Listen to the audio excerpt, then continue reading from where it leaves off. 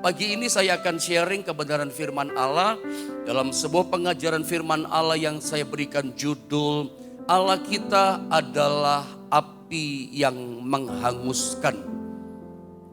Yang terambil dalam Ibrani pasal 12 ayat yang ke-28 sampai dengan 29. 25 saya baca, 26 ganti saudara baca, nanti 29-nya sama-sama ya. 25 saya baca dalam Ibrani pasal 12, begini kata firman Allah, jagalah supaya kamu jangan menolak Dia yang berfirman. Sebab jikalau mereka yang menolak Dia yang menyampaikan firman Allah di bumi tidak luput, apalagi kita jika kita berpaling dari Dia yang berbicara dari sorga. Lanjutkan 26. Waktu itu suaranya menggoncangkan bumi, tetapi sekarang Ia memberikan janji, satu kali lagi aku akan menggoncangkan bukan hanya bumi saja, melainkan langit juga. Ayat 27 saudara ya, ungkapan satu kali lagi menunjuk kepada perubahan pada apa yang dapat digoncangkan.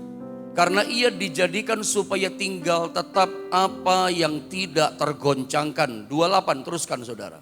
Jadi karena kita menerima kerajaan yang tidak tergoncangkan, marilah kita mengucap syukur dan beribadah kepada Allah menurut cara yang berkenan kepadanya dengan hormat dan takut. Ayat 29, ya mari sama-sama kita baca dengan keras ayat ini 1, 2, dan 3. Sebab Allah kita adalah api yang menghanguskan. Nah ayat 29 ini yang menjadi tema kita. Sebab fokus saya langsung pada ayat 29. Sebab Allah kita adalah api yang menghanguskan. Saya bawa saudara pada pembahasan ayat ini. Supaya Anda paham bahwa selama ini saya pikir kalau saya amati, Anda pun bisa mengamati. Gereja Tuhan, gereja modern kebanyakan dibombardirnya dengan berita-berita tentang berkat gitu ya. Tentang bahwa Allah itu mengasihi, Allah cinta kita, Allah melakukan apa yang kita mau, Allah melakukan yang kita minta gitu ya. Tapi ingat, itu semuanya benar. Saya tidak ingin berkata bahwa itu salah. Kita sepakat itu semuanya benar 100%. Bahwa benar Allah mengasihi kita. Bahwa benar Allah cinta kepada kita.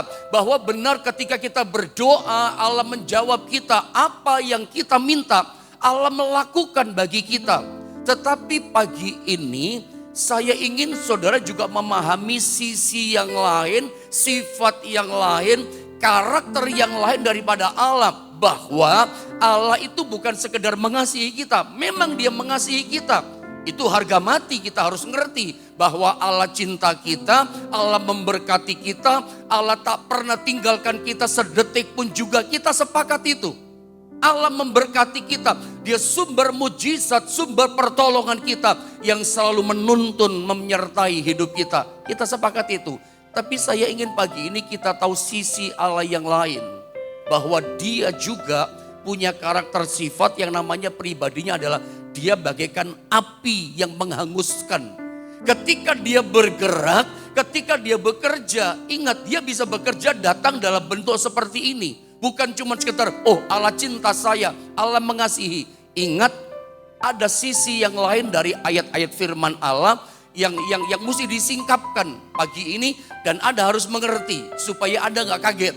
Supaya begini, Anda jangan jadi orang Kristen karena tidak memahami ini. Lalu jadi Kristen yang putus asa, gak ngerti apa yang sedang Tuhan kerjakan dalam hidup kita. Bahwa Allah itu punya sisi yang lain, bagaikan api yang menghanguskan. Memang ini fokus kita di ayat 29. Tapi saya ingin bahas sedikit di ayat yang ke-26. Saya mau kaitkan dulu ayat yang di bawah, 29 dengan ayat 26. Mungkin dengan 27, 28 baru kita tembak di 29. Coba Anda lihat dulu di ayat yang ke-26 saudara ya. Saya baca begini kata firman. Waktu itu suaranya menggoncangkan bumi. Tetapi sekarang Ia memberikan janji. Ya, perhatikan kalimat ini.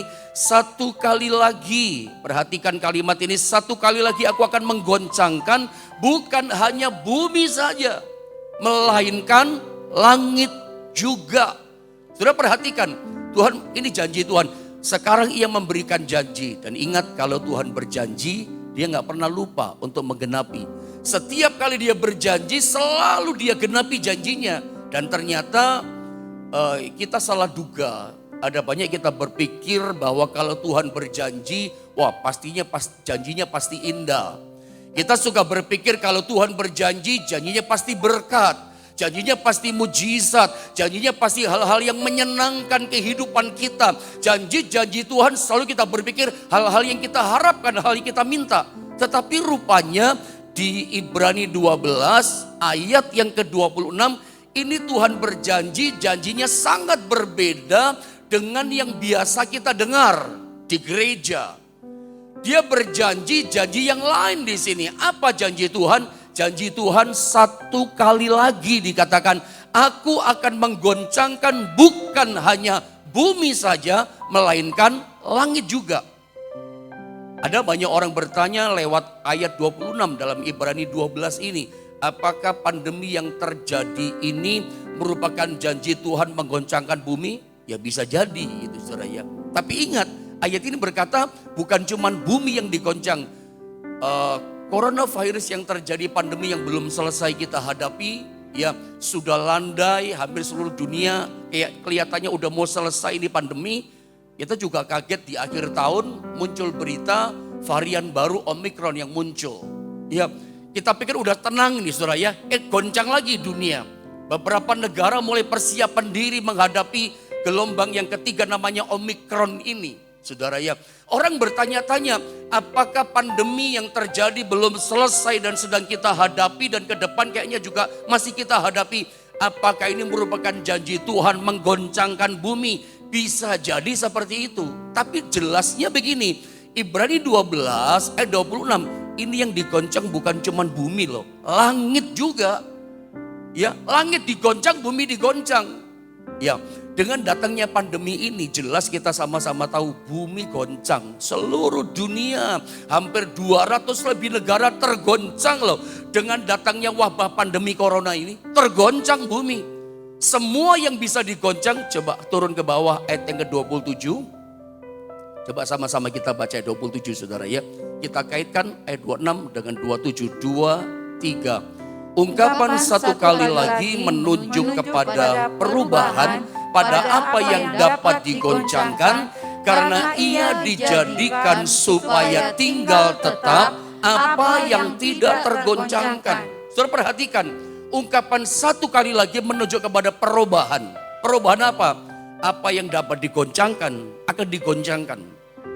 Bumi bisa digoncangkan, makanya tergoncang. Supaya nanti nampak, supaya dunia bisa melihat ya, di antara semua yang tergoncang, itu nanti nampak kelihatan ada satu yang tidak tergoncangkan. Apa itu tidak tergoncangkan? Kerajaan Allah, zona kerajaan Allah, area kerajaan Allah itu gak bisa digoncang. Dari semua yang bisa digoncang, itu akan digoncang, termasuk bumi. Dan kita lihat datangnya pandemi ini, itu betul-betul menggoncang bumi ini. Tapi nanti dikatakan dalam ayat 26, bukan cuma bumi digoncangkan, yang di atas langit pun goncang. Bumi digoncang saja, kita sudah kewalahan, sudah tergoncang-goncang kenyamanan kita. Kesenangan-kesenangan kita sudah terganggu, saudara ya. Ini baru pandemi yang datang, bumi betul-betul sudah tergoncang-goncang. Kelihatan sudah tenang di akhir tahun 2021. Tergoncang lagi. Saudara, yang saya mau bilang sama saudara, kenapa Tuhan bikin goncangan ini? Coba lihat gambar yang saya kasih sama saudara. Ya, sebetulnya apa sih yang Tuhan sedang lakukan? Apa yang Tuhan sedang kerjakan saat sekarang ini kepada gerejanya? Saya punya keyakinan, saya percaya sekali bahwa dalam situasi goncangan di bumi ini, Tuhan kita tetap pegang kendali. Saya punya keyakinan bahwa Tuhan kita bukan Tuhan yang kebingungan. Tuhan kita di tengah-tengah situasi bumi yang sedang tergoncang-goncang, Tuhan kita bukan Tuhan yang lagi kelabakan gitu. Nggak tahu mau bikin apa, mau ngapain dia, mau kerja apa ya. Sekalipun ada banyak orang karena goncangan di bumi yang terjadi, Orang itu bertanya-tanya. Orang itu menyangka dengan sebuah pertanyaan yang bodoh. Di mana Tuhan ketika goncangan terjadi? Di mana Tuhan ketika pandemi melanda dunia ini? Orang bertanya dengan sebuah pertanyaan bodoh. Apakah Tuhan kehilangan kekuatannya? Apakah Tuhan kehilangan kuasanya, tidak bisa menghentikan pandemi? Apakah Tuhan kehilangan kekuatannya? Makanya saya katakan terang-terangan, bukankah ini sebuah pertanyaan yang sangat-sangat bodoh banget? Mengatakan Tuhan kehilangan kekuatan, mereka pikir Tuhan kebingungan, kelabakan, nggak tahu apa yang dia bikin. Dipikir kehilangan kuasa, tidak bisa menahan laju yang namanya pandemi ini. Orang bertanya kapan selesainya, kapan hilangnya pandemi? Karena orang kebingungan, karena orang gak yakin tentang kuasa Tuhan. Orang berpikir, berprasangka yang salah, berpikir Tuhan bingung, Tuhan kelabakan, Tuhan kehilangan kuasa. Sehingga orang cuma bertanya-tanya, kapan selesainya? Kapan pandemi ini hilang? Sampai kapan? Apakah tahun depan, bulan depan bisa selesai? Gak ada yang tahu.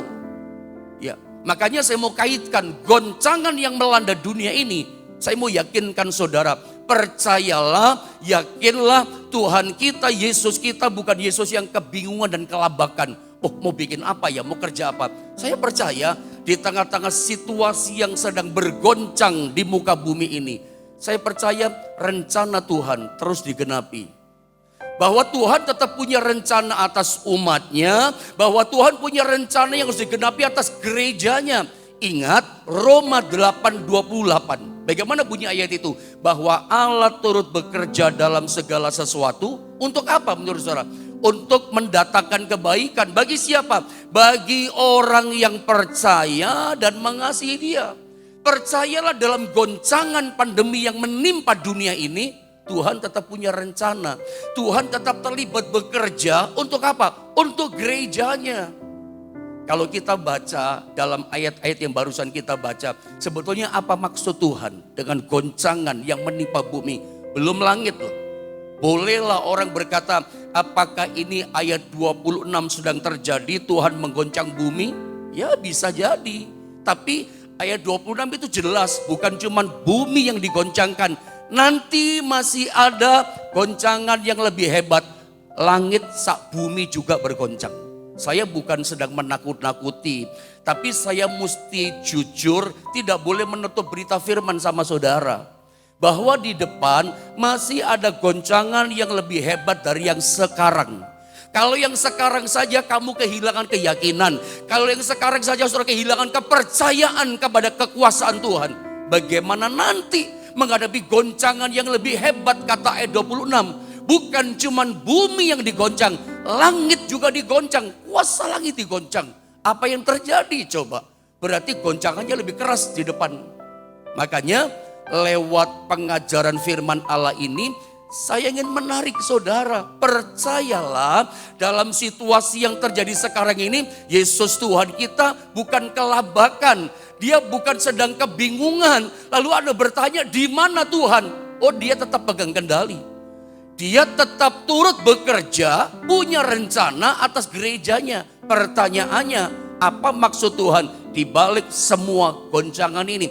Kalau Anda bertanya rencana apa pendeta? Mari kita lihat di ayat 28 dan 29. Apa sih maksud Tuhan dari goncangan yang ada sekarang ini?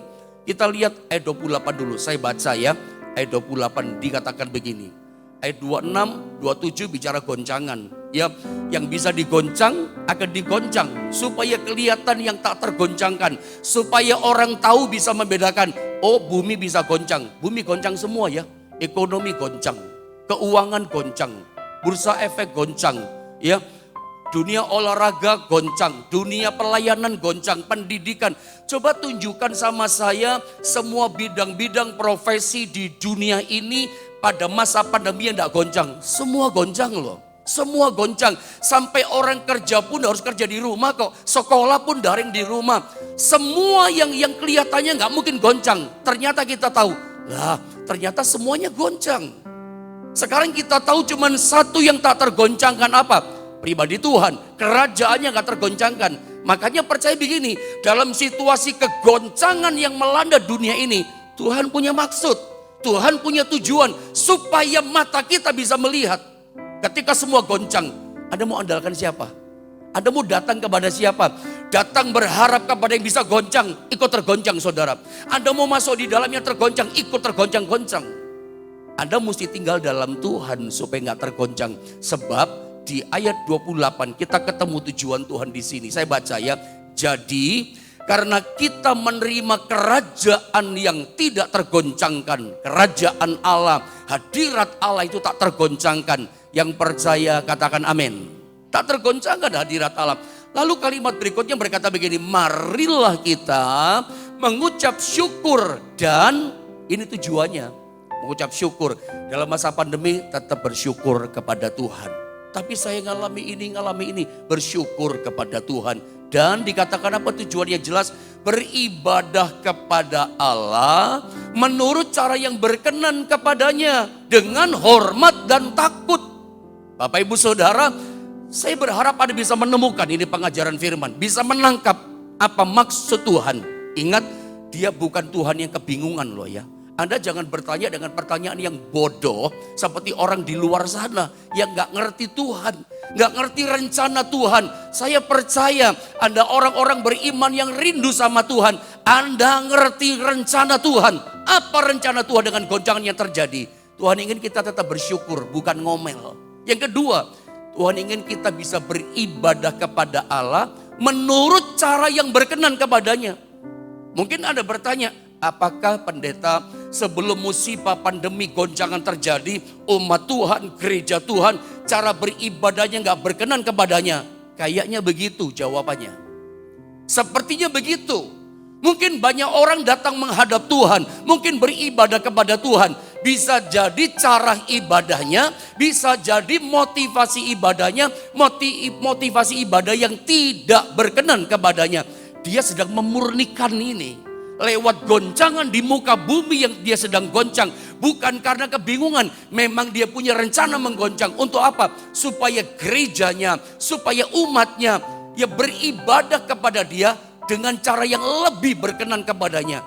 Ibadah berkenan itu seperti apa? Ibadah dengan hormat dan takut akan Tuhan.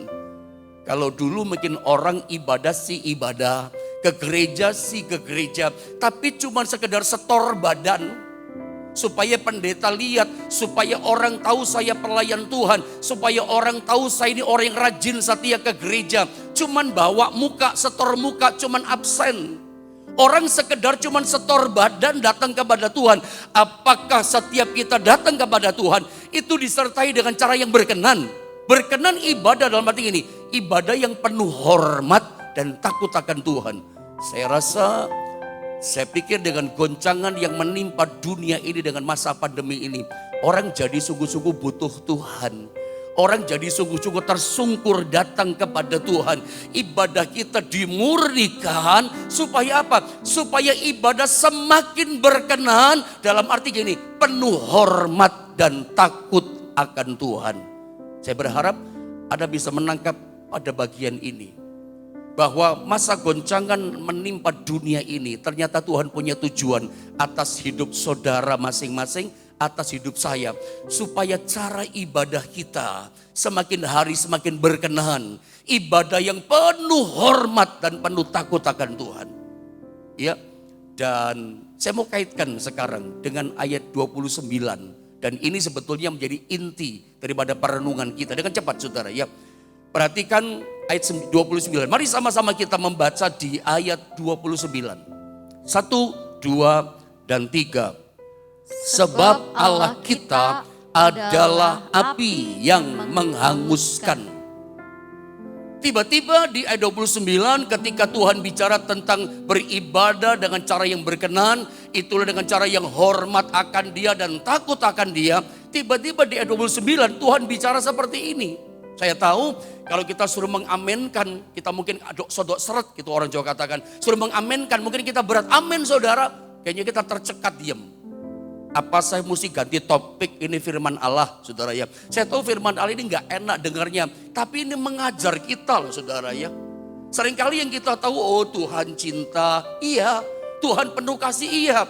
Tapi sisi yang lain pribadi Tuhan, sifatnya Tuhan, karakternya Tuhan, Anda juga harus tahu gitu. Saya tahu ketika berkata di ayat 29, saudara mesti percaya, mengaminkan enggak bahwa Allah kita itu adalah api yang menghanguskan. Saya yakin Anda mulai diam mulutnya. Ya, saya mau tanya, apa saya mesti ganti topik ini firman Allah? Ada nggak bisa berkata amin gitu saudara? Meskipun mungkin di depan jemaat, kayaknya jemaat juga sedikit yang berkata amin saudara ya. Karena ini memang bagian ayat yang aduh kita rasanya berat mengaminkan. Tapi nggak mungkin saya ganti topik. Saya sengaja mengajar firman Allah ini supaya Anda paham, terbuka pikiran kita. Sehingga kalau ada di antara saudara sebagai gereja Tuhan sedang menghadapi goncangan ini, Anda ngerti tujuannya gitu loh. Anda ngerti maksud Tuhan supaya kita jadi gereja yang sempurna, supaya kita semakin diubahkan segambar dengan Dia, siap jadi umat Tuhan, siap jadi gereja mempelainya Tuhan. Itu kan tujuan Tuhan, jadi gereja mempelai yang sempurna. Diproses lewat apa? Dia datang bagaikan api yang menghanguskan. Anda bertanya, pendeta, apakah pandemi ini seperti itu? Ya kurang lebih seperti itu di ayat 29. Dia datang bukan hanya dengan cinta loh. Dia datang kepada kita bukan hanya, nih aku kasih berkat. Enggak, Anda mesti ngerti yang lain cara kerja Tuhan, sifat kerjanya Tuhan. Dia kadang-kadang datang kepada kita, itu seperti api yang menghanguskan. Kalau orang enggak ngerti Tuhan, dia frustasi, dia kecewa, dia putus asa. Dan parahnya apa? Dia kepahitan sama Tuhan, itu yang paling parah. Dia marah sama Tuhan, paling parah apa? Dia mundur tinggalkan Tuhan, enggak siap menerima Tuhan. Datang kepada Dia. Cara kerjanya seperti apa? Api yang menghanguskan. Nah, dengan cepat, sifat api, Allah datang bagaikan api yang menghanguskan. Sifat api itu punya sifat gini, memurnikan. Memurnikan. Ya, kalau Anda adalah jemaat yang cinta Tuhan, atau kita baca dulu ayat ini. Yesaya 48 ayat 10. Yesaya 48 ayat 10, sama-sama kita membacanya. 1, 2, dan 3. Sesungguhnya aku telah memurnikan engkau, namun bukan seperti perak, tetapi aku telah menguji engkau dalam dapur kesengsaraan. Sebelum saya terangkan tentang Allah datang bagaikan api yang menghanguskan, dan yang nomor 1, sifat api itu memurnikan. Bilang sama-sama saya, memurnikan. Sebelum saya jelaskan tentang memurnikan, saya mau tanya dulu sama saudara. Saudara sebagai jemaat Tuhan, anak-anak Tuhan, juga hamba-hamba Tuhan, saya mau tanya, apakah saudara cinta Tuhan? Apakah saudara mengasihi Tuhan? Kalau memang benar saudara memutuskan dan menjawab, pendeta, saya mengasihi Tuhan, Anda bisa chatting di YouTube, Anda bisa chatting di Facebook yang ada. Kalau Anda mengatakan, saya cinta Tuhan, katakan saya cinta Tuhan. Kalau kamu mengatakan, saya mengasihi Tuhan, katakan aku mengasihi Tuhan. Kalau benar pagi ini Anda memutuskan dirimu mengasihi Tuhan, cinta Tuhan, maka saya mau kasih tahu, tidak bisa tidak. Saudara harus melewati bagian ini. Nggak bisa tidak. Kecuali pagi ini saudara berkata memutuskan, saya tidak mencintai Tuhan. Saya tidak mengasihi Tuhan. Maka jalan ini, bagian ini akan terlewatkan. Anda nggak akan lewati. Tapi kalau pagi ini saudara memutuskan berkata, saya cinta Tuhan, saya mengasihi Tuhan. Tidak bisa tidak. Bagian ini, jalan ini harus dilewati. Apa itu? Dia memurnikan kita. Dia datang kepada kita bagaikan api yang menghanguskan. Api sifatnya memurnikan. Tidak bisa tidak. Bagian ini harus terlewati, saudara ya. Dia memurnikan kita. Memurnikan dengan cara bagaimana? Ya, coba Anda lihat di kalimat berikutnya. Sesungguhnya aku telah memurnikan engkau, namun bukan seperti perak, tetapi aku telah menguji engkau. Kita diuji, dimurnikan di tempat yang namanya dapur kesengsaraan. Dia murnikan kita di tempat yang namanya dapur kesengsaraan. Namanya dapur kesengsaraan. Dapur itu kalau dalam bahasa Ibrani disalin dengan kata kur, K-U-R, kur. Dapur di sini bayangan saudara bukan seperti dapur yang ada di rumah saudara yang bersih, dapurnya yang rapi, atau mungkin ada yang dapurnya kotor segala macam kurang teratur, nggak masalah. Tapi dapur di sini bukan dapur seperti di rumah kita, di rumah saudara. Kata dapur dalam terjemahan asli di sini, dapur kesengsaraan, dapurnya dari kata kur, artinya adalah tungku api. Dapurnya itu adalah tungku api, tungku pembakaran yang ada apinya. Nah, saya lanjut. Nah, kesengsaraan jadi dapur pengujian kita, tempat dia memurnikan kita, itu namanya adalah kesengsaraan, dapur kesengsaraan yang ada apinya. Kata kesengsaraan dengan cepat dalam bahasa Ibrani disalin kata ani, A-N-I-Y.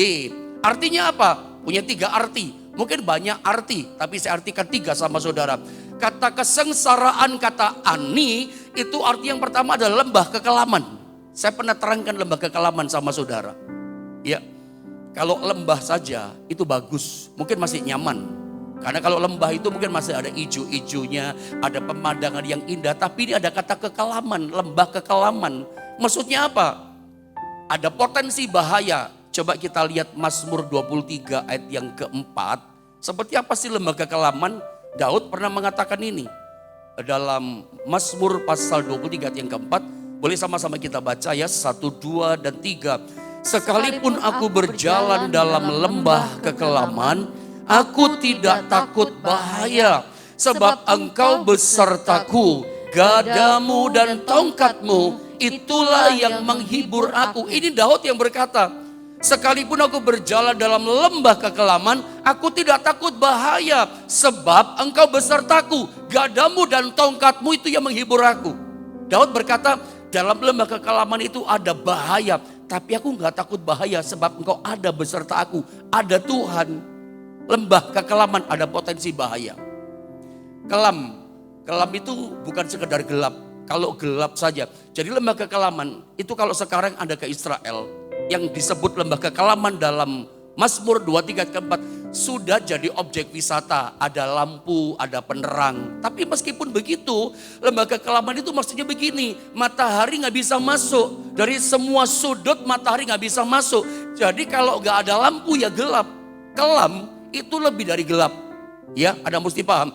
Namanya gelap. Ketika terang datang, selesai. Gelap itu begitu terang hadir, tuntas. Tapi yang namanya kelam itu gak bisa. Kelam itu hanya bisa selesai, kelam itu hanya bisa kelar ketika Tuhan yang datang melawat kita. Kemuliaannya nyata, kuasanya nyata, maka kekelaman itu akan sirna dari kita. Makanya Daud berkata apa? Aku udah takut bahaya lewat lembah kekelaman sebab ada Tuhan besertaku. Gadamu dan tongkatmu itu yang menghibur aku. Hari ini saya nggak tahu, adakah di antara saudara bagaikan diuji sama Tuhan, dimurnikan sama Tuhan. Ya, dengan cara apa? Ditaruh di namanya dapur pengujian, dapur kesengsaraan. Dapur kesengsaraan itu apa? Lembah kekelaman. Dapur kesengsaraan yang pertama itu artinya adalah lembah kekelaman. Adakah di antara saudara mengalami ini lembah kekelaman? Kalau Anda sedang mengalami lembah kekelaman, rasanya gelap hidup ini. Bilang sama dirimu, kasih tahu sama jiwamu, kamu sedang dimurnikan oleh Tuhan. Tuhan datang sedang memurnikan saudara. Anda mesti paham ini. Bahkan dengan cepat. Yang kedua, arti daripada dapur kesengsaraan. Kesengsaraan yang kedua artinya adalah keadaan yang serba sulit. Wah, ini lebih gak enak lagi. Keadaan serba sulit. Saya mau tanya sekali lagi sama saudara, apakah saudara mencintai Tuhan? Nah, sebagai orang yang mencintai Tuhan, saya yakin kita semua mengasihi Tuhan. Kalau Anda gak mengasihi Tuhan, Anda gak cinta Tuhan, gak mungkin Anda ada di channel YouTube GSPDI Philadelphia. Atau di channel Facebook Jonas Naftali, gak mungkin Anda ibadah bersama dengan saya. Pagi-pagi Anda sudah bangun. Saya yakin, saya pastikan Anda bisa doa pagi dengan saya, bangun bersama dengan saya doa pagi. Saya yakin Anda pasti cinta Tuhan. Tapi pernahkah saudara sebagai orang yang cinta Tuhan, mengasihi Tuhan, bertanya pada dirimu sendiri, saya ini makin belajar cinta Tuhan sekarang. Saya makin belajar mengasihi Tuhan, bahkan terlibat dalam pelayanan. Saya belajar dengar-dengaran, taat sama perkataan Tuhan. Lalu Anda bertanya, kok hari-hari ini saya sepertinya banyak menghadapi kesulitan. Hidup saya sepertinya serba sulit. Rumah tangga saya mengalami kesulitan. Pekerjaan saya, bisnis saya sekarang kok serba sulit. Pernahkah Anda bertanya karena Anda mengalami situasi ini sekarang? Anda melewati lembah kekelaman yang kelam. Anda mengalami sebagai orang yang cinta Tuhan. Anda bertanya, kok serba sulit ya? Nah, kedua saya ngomong sama saudara begini. Tanya sama dirimu seperti itu. Kalau Anda bertanya, kasih tahu sama jiwamu. Kasih tahu sama dirimu. kamu sedang dimurnikan. Jadi kalau Anda mengalami situasi yang serba sulit, hal-hal yang bikin hatimu gak senang, kok saya ngalami ini sih, gak senang, jelas saya ngalami ini. Tetapi Tuhan izinkan saudara ngalami itu, kasih tahu pada dirimu, kamu sedang dimurnikan. Ngomong sama dirimu, ngomong sama jiwamu, kamu sedang dimurnikan. Kamu sedang diuji sama Tuhan. Supaya apa? Supaya jadi orang cinta Tuhan yang teruji. Supaya cintamu, kasihmu kepada Tuhan murni. Saudara, jadi serupa segambar dengan Tuhan. Karakter kita seperti Kristus, menjadi mempelai wanita Tuhan yang sempurna. Gereja sempurna, itu gak gampang. Tuhan bukan cuma datang dengan cinta. Tuhan bukan cuma datang dengan berkat dan mujizat. Tuhan untuk memurnikan kita, Dia datang kepada kita bagaikan api yang menghanguskan. Pandemi yang datang, yang membuat kita serba sulit, kenyamanan kita terusik, kesenangan kita terganggu. Saudara, Tuhan punya tujuan loh. Ya, jangan sampai kuasa kegelapan membuat Anda terintimidasi. Lalu Anda gak ngerti ini loh, Anda akan goodbye, selamat tinggal Tuhan. Anda mesti kasih tahu dirimu, kamu sedang diuji. Ngomong, kamu sedang dimurnikan. Supaya Tuhan ingin lihat cintamu itu murni, kasihmu teruji di mata Tuhan. Jadi kalau Anda mengalami lembah kekelaman, kelam pendeta, serba sulit, gak kayak biasanya serba sulit, Anda sedang dimurnikan. Bahkan ada yang ketiga, kata kesengsaraan itu adalah menderita. Ya, tapi selalu saya bilang sama saudara, Anda gak usah kaget dari kata menderita. Orang Kristen udah melekat dengan ini, gak mungkin lepas dari penderitaan kan. Tuhan gak pernah obral janji. Dari awal Tuhan Yesus sudah kasih tahu harganya. Dari awal Tuhan sudah memberitahu kepada kita nilainya ikut Tuhan. Lukas 9:23, barang siapa hendak mengikut aku, Tuhan bilang apa? Dia harus menyangkal dirinya, itu penderitaan. Dan memikul salibnya setiap hari. Bukankah itu juga penderitaan? Baru Tuhan berkata begini, baru kamu ikut aku. Kalau kamu mau ikut aku, ikuti cara hidupku. Itu kata Tuhan, ikuti jejakku. Dari awal Tuhan sudah memberitahu kepada kita harganya ikut Tuhan. Jadi kalau ada menderita hari ini, beritahu pada dirimu.